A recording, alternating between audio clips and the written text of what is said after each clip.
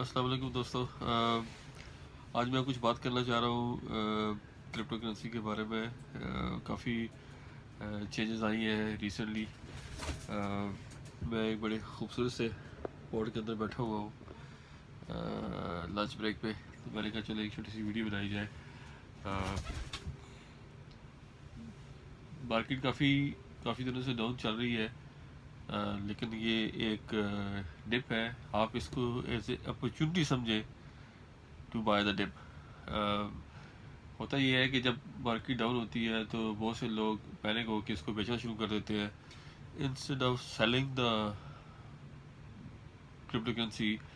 اس کو آپ اس طرح لیں کہ جیسے سیل لگتی ہے دسمبر کے اندر، تو سیل کے ٹائم پہ آپ سب جا کے بائی کرتے ہیں کہ بھائی وہی چیز جو پہلے 100 پاؤنڈ کی یا 150 پاؤنڈ کی تھی، وہی اگر 20-30 پاؤنڈ کی مل رہی ہے تو یہ ایک اچھی اپرچونٹی ہے، اس کو اویل کرنا چاہیے اور بائی کرنا چاہیے۔ تو ابھی بھی آپ کرپٹو کرنسی کو اسی تناظر میں آپ دیکھ سکتے ہیں، یہ شاپنگ کا ٹائم ہے۔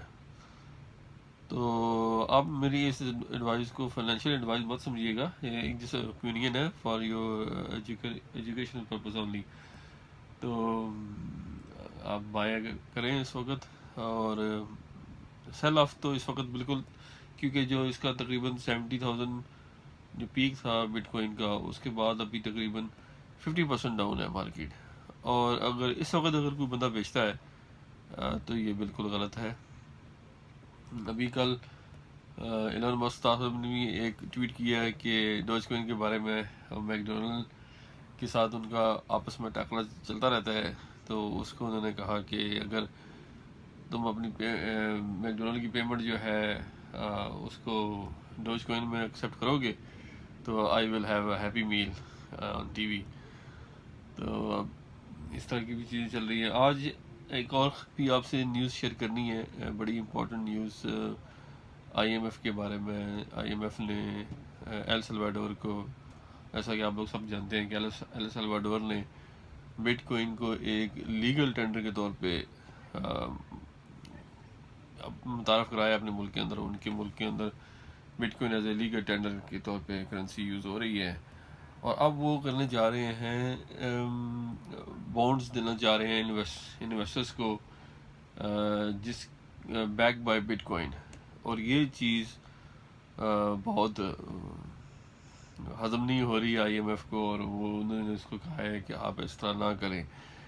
تو میرے دوستوں، میرے بھائیوں، سمجھنے کی بات یہ ہے کہ آئی ایم ایف کو کیا تکلیف ہے کہ اگر ایل سلواڈور اپنے پیسوں سے بٹ کوائن کو لیگل ٹینڈر کہتا ہے، اور اس کی اپنی عوام کو وہ چاہتا ہے کہ وہ بٹ کوائن یوز کریں، اور اس کے بعد وہ بانڈز کا اجرا کرتا ہے انویسٹمنٹ لانے کے لیے، تو آئی ایم ایف کو کیا تکلیف ہے اگر وہ اس طرح اپنے آپ کو مضبوط کر سکتا ہے؟ آئی ایم ایف کو تکلیف یہ ہے کہ پھر ان کے جو بڑے بڑے پنجے ہیں نا، پنجے وہ ان پنجوں سے یہ نکل جائے گا۔ تو وہ اس سے بچنے کے لیے وہ نہیں چاہتے کہ جو ترقی پذیر ممالک ہیں یا غریب ممالک ہیں وہ ان کے معاشی شکنجے سے نکل سکیں۔ تو یہ ایک آخری کوشش ہے جو آئی ایم ایف کر رہے ہیں، کر یہ کوشش ان کو ڈرا دھمکا کے جن فائنانس ٹھیک نہیں ہے، یہ ایک ویری وولیٹائل مارکیٹ ہے، بلا بلا بلا۔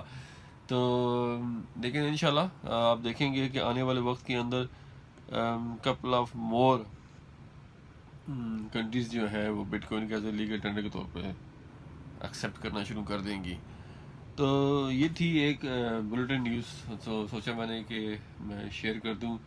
ویسے ابھی جو دیکھا جائے تو بٹ کوائن تقریباً 50% نیچے ہے اپنے آل ٹائم ہائی سے، 70,000 سے، لیکن تاریخی طور پہ یہ 80%، 70 to 80% نیچے جاتا ہے۔